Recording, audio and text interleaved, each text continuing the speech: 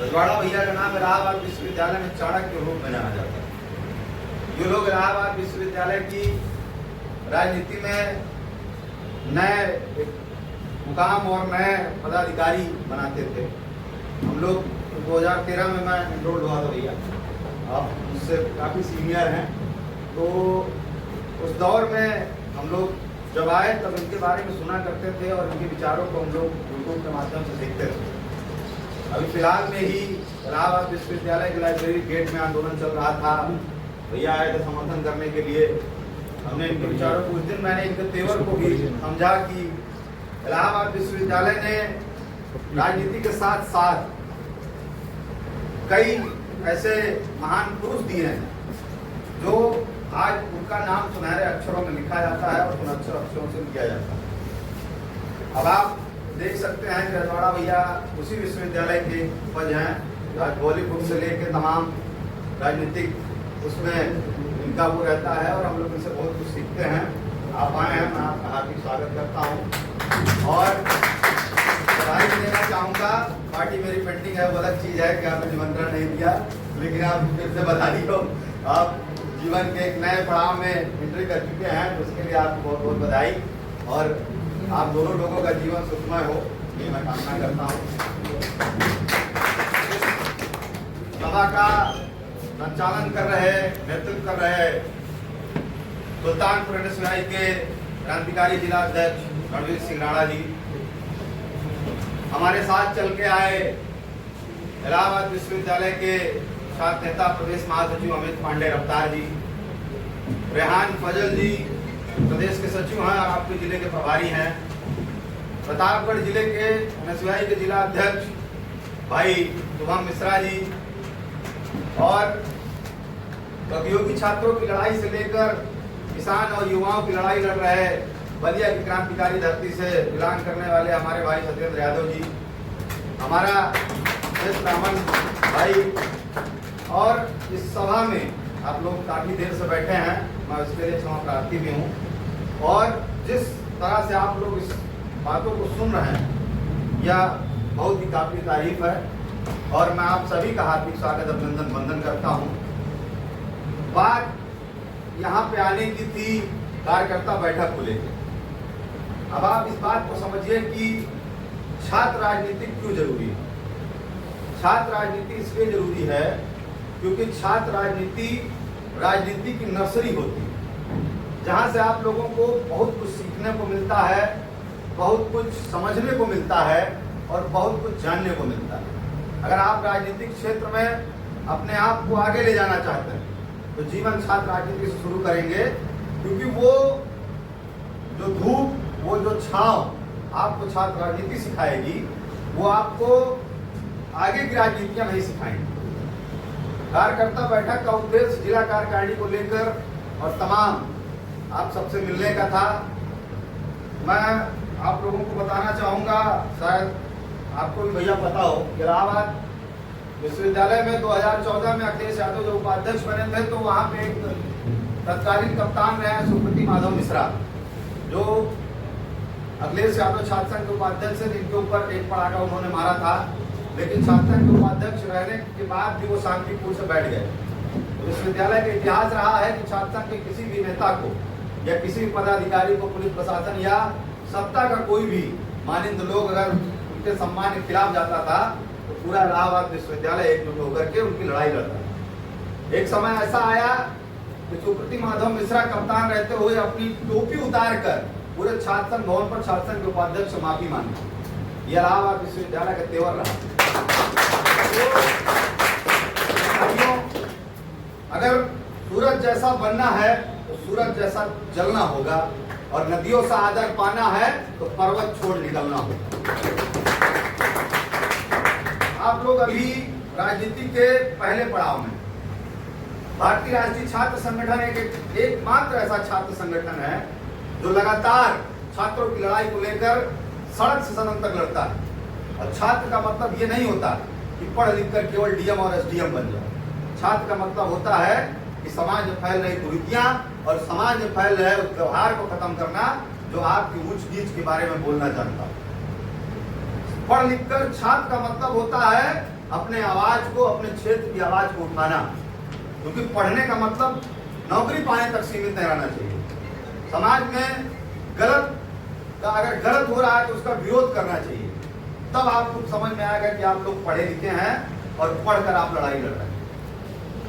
जीवन का उद्देश्य केवल राजनीति करने का स्वार्थ नहीं होना चाहिए, राजनीति करने का सेवा होना चाहिए, और वो आपको छात्र राजनीति सिखाएगी। तमाम हमारे यहाँ पे हैं, जैसे अभी भाई ने कहा जिला कार्यकारिणी को लेकर आपने अभी सवाल उठाया है, तो मैं आपके सवाल का जवाब देता हूँ कि मैं आने से पहले जिला अध्यक्ष जी से बोला था कि अध्यक्ष जी मुझे कार्यकारिणी की लिस्ट चाहिए, चाहे वो मैनुअल हो और चाहे आपकी लेटर पैड हो, क्योंकि मैं उस लिस्ट पे विचार करूंगा, उसके बाद कार्यकारिणी आपकी बनेगी। तो अभिषेक भैया आपसे मैं भी अनुरोध करना चाहूंगा, योगेश भैया, कि आप लोग मिलके लोगों के साथ, भैया आपसे भी चाहूंगा कि राणा भाई के साथ मिलकर इनकी कार्यकारिणी बनवा लें, और ये जल्द से जल्द आप हमको कार्यकारिणी दे दीजिए। हाँ बिल्कुल। और पदाधिकारी बन के, जैसे अभी हमारे छोटे भाई युवराज ने कहा कि मैंने राजनीति मानस भाई के साथ शुरू की, तो आप इस बात को समझिए कि इन्होंने राजनीति शुरू की, लेकिन है ना पार्टी में संघर्ष कर रहे हैं ना, तो आप उस तरह पहले बनो। विवेक सिंह रफ्तार जी हैं, ये लोग भी लगातार काम कर रहे हैं आपकी कमेटी में और लगातार लगे हुए हैं। तो जीवन का उद्देश्य केवल राजनीति तक सीमित नहीं रहना चाहिए। जीवन का उद्देश्य, जिस तरह से आज सत्ता में बैठी सरकार हमको और आपको जाति, धर्म, मंदिर, मस्जिद के नाम पर लड़ाती है। मुझे एक भैया की कही हुई बात याद आ गई है कि कब तक ये मजहबी नशा बांटिएगा, ये उन्मादोवादी हवा बांटिएगा, और ये मंदिर, ये मस्जिद, ये सियालों के मसले, अरे साहब वतन ही न रहा तो क्या बांटिएगा। हमारी पहचान हमारा तिरंगा है, हमारी शान हमारा तिरंगा, और उसके बाद तमाम चीजें आती हैं। तो जीना है तो इस देश के लिए जियो, और इस देश को कांग्रेस पार्टी ने शहादत दी है, इस देश को कांग्रेस पार्टी ने अपना खून दिया है। आज तमाम सत्ता के लोग बैठे हुए हैं जो बताते हैं कि मैं किसी का नाम नहीं लूंगा, क्योंकि ऐसे भी लोग यहाँ पे होंगे जो कल के अखबार में छाप देंगे कि आए थे और ये बोल के चले गए, तो उनको वीरों को वीर बताते हैं, और उन्होंने अंग्रेजों की दलाली की। लेकिन कांग्रेस पार्टी ने इस देश को शहादत दी। कांग्रेस पार्टी के विचारों को पढ़ें, महात्मा गांधी को पढ़ें, पंडित जवाहरलाल नेहरू को पढ़ें, लाल बहादुर शास्त्री को पढ़ें, तब आपको समझ में आएगा कि इस देश को क्या मिला। व्हाट्सएप, फेसबुक, यूनिवर्सिटी के ज्ञान से दूर रहें। किताबों का ज्ञान जब आप लेंगे तब आपको सच्चाई पता चलेगी कि कैसे इस देश को कैसे शहादत हुई है, और इस देश में आज अगर हम लोग यहाँ पे बैठे हैं तो कैसे उन महान पुरुषों ने अपने रक्त का बलिदान देकर हम लोगों को यहाँ पर बैठने का अधिकार दिया। लगातार हमारे नेता राहुल गांधी संविधान बचाओ और संविधान की लड़ाई लड़ रहे हैं, चाहे वो सदन में हो, चाहे वो सड़क पे हो।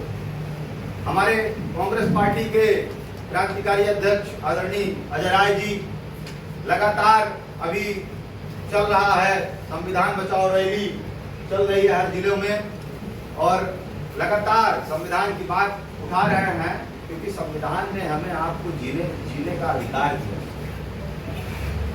और संविधान के दायरे में ही बाबा साहब ने कहा था कि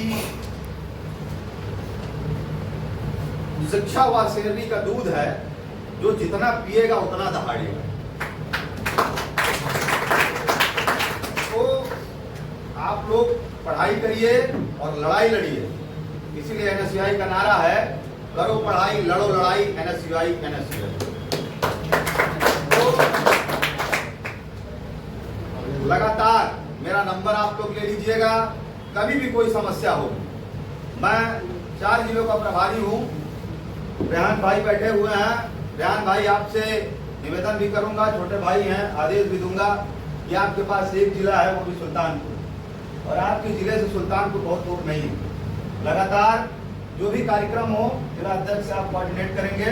जिला अध्यक्ष नहीं सुनते हैं तो आप मुझे बताएंगे, और आप हर कार्यक्रम में आप उपस्थित रहेंगे।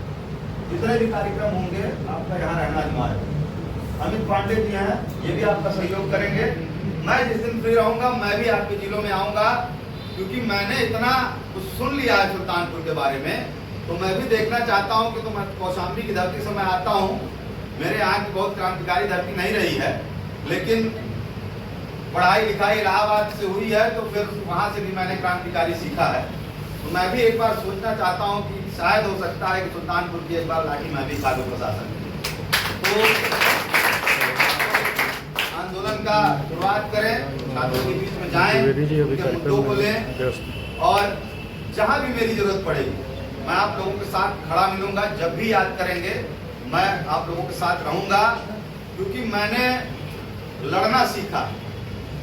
मैं उस विश्वविद्यालय से आया हूं जहां पे लड़ के अपना अधिकार लिया जाता है, चरण चुम्बन से नहीं लिया जाता। लड़िए और आगे बढ़िए, और तमाम बातें तो बहुत कुछ है, लेकिन राणा भाई आपसे भी एक निवेदन है कि आप जिला अध्यक्ष हैं यहाँ के, और किसी प्रदेश पदाधिकारी के दबाव में या किसी प्रदेश के कहने पर, पदाधिकारी के कहने पर आप जिले में काम ना करें। आप यहाँ के जिला अध्यक्ष हैं और आपको जिले से राजनीति करनी है, आप अपने लिए स्वयं काम करें। जो भी कार्यक्रम आएगा आप करेंगे, आप छपेंगे, आपका नाम होगा, कोई प्रदेश के पदाधिकारी का नाम नहीं होगा।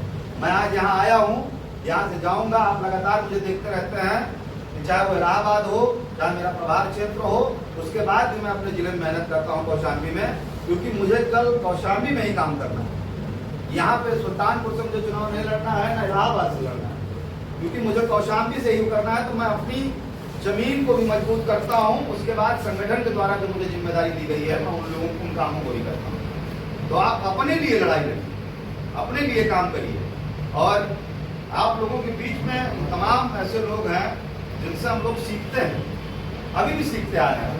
नितेश रजवाड़ा भैया के लगातार यूट्यूब से हम लोग सुनते हैं, और इनके तेवर को हम लोग ग्रहण करते हैं कि काश इनका एक तेवर हमारे अंदर आ जाए, जब हम लोग थोड़ा सा और एग्रेसिव तरीके से बोलना सीखें। तो जब आपके पास तो वो लोग हैं, बैठिए इनके साथ, सीखिए, इतिहास जानिए, छात्र राजनीति कैसे की जाती है, आप इन लोगों से सीखिए। योगेश भैया हैं, आप इनसे पूछिए कि मेरी दादी का स्वर्गवास हो गया, मेरी सगी दादी का स्वर्गवास हुआ था, यूपी जोड़ो यात्रा चल रही थी सहारनपुर से लखनऊ तक। आदरणीय अध्यक्ष जी अजय राय जी मुझे अपना दाहिना अंग मानते, जहां भी रहूं, चाहे रात हो चाहे अंधेरे में हो। प्रदेश के कितने बड़े बड़े पदाधिकारी थे राणा भैया, तो रजवाड़ा भैया, रात में यात्रियों के बारे में पूछना कि किसी ने खाना खाया, किसी को कोई दिक्कत, योगेश भैया उन चीज की गवाह। प्रदेश अध्यक्ष जी मुझसे डायरेक्ट बात करते, किसी पदाधिकारी से बात नहीं करते। उनको जो मैं बता देता था उन चीजों को वो तुरंत उसमें अमल कराते थे कि नहीं ये चीजें नहीं होनी चाहिए, ये व्यवस्था करो तत्काल। और जब मेरी दादी एक्सपायर की तो मैंने कहा भैया कि योगेश भैया ने कहा कि यार हमारी गाड़ी ले लो और चले जाओ। मैंने कहा भैया अध्यक्ष जी से बता दूं थोड़ा सा, तो फिर जाऊँ जहाँ जाना होगा। मैं गया अध्यक्ष जी के पास, मैंने कहा भैया ऐसी बात है और मेरी दादी एक्सपायर कर लेगी, मुझे घर जाना बहुत जरूरी है। तो कहें कि अच्छा ठीक है तुम चले जाओ, लेकिन बेटा शाम को वापस आ। तो आप इस बात को नहीं समझेंगे कि जिसके घर में दुख पड़ा हो और लोग वहां पे बैठ के रो रहे हों, मैं गया हूं, अपनी दादी को मैंने अग्नि दी है, अग्नि देकर तुरंत अपने यात्रा में आ गया, क्योंकि मैं अपने काम के प्रति ईमानदार हूं। हर व्यक्ति को अपने काम के प्रति ईमानदार होना चाहिए, चाहे वो 10 बाई 10 के रूम में बैठ के गधे की तरह अपनी हड्डियों को गला रहा वो छात्र जो कंपटीशन की तैयारी कर रहा हो, और चाहे वो जो धूप और छांव बारिश में संघर्ष कर रहा छात्र नेता। आपको अपनी मंजिल स्वयं तय करनी पड़ेगी, और उस गोल को पाने के लिए आपको संघर्ष करना पड़ेगा, क्योंकि संघर्ष एक ऐसी शक्ति है जो आपको दिन प्रतिदिन नए शिखर के लिए अग्रसर करती है, आगे बढ़ाती है। संघर्ष करिए और अपने काम के प्रति ईमानदार रहिए, क्योंकि जब आप अपने काम के प्रति ईमानदार हो जाएंगे तो आपकी मंजिल आपके कदम चूमेगी, इस बात को मानिए। संगठन को लेके किसी भी साथी को कोई भी दिक्कत हो, जिस लायक मैं हूं, चाहे वो जो भी काम हो, अगर मुझे उस लायक आप समझते हैं तो मेरा नंबर अध्यक्ष जी के पास है, और किसी को अगर कोई दिक्कत होगी तो मैं बैठूंगा, आप लोगों से पर्सनली मिलूंगा। जो भी जिसकी परेशानी होगी मुझसे आके बैठ के बताइएगा, चाहे वो संगठन को लेके हो, चाहे जिन चीज़ों को लेके। लास्ट में इन बातों के साथ अपनी बात को खत्म करना चाहूँगा कि मुसलसते जहाँ की निगहबानी में रहना है, और जहाँ घड़ियाल रहते हैं उसी पानी में रहना है। मुसलसते जहाँ की निगहबानी में रहना है, जहाँ घड़ियाल रहते हैं उसी पानी में रहना है, और जितना सताना है सता ले है जुल्मी, बाद में तुझी को परेशानी में रहना। बहुत बहुत धन्यवाद, बहुत बहुत आभार। इंकलाब जिंदाबाद। सर पर उसी की तमन्ना अब हमारे दिल में है, और देखना है जोर कितना बाजू का। धन्यवाद।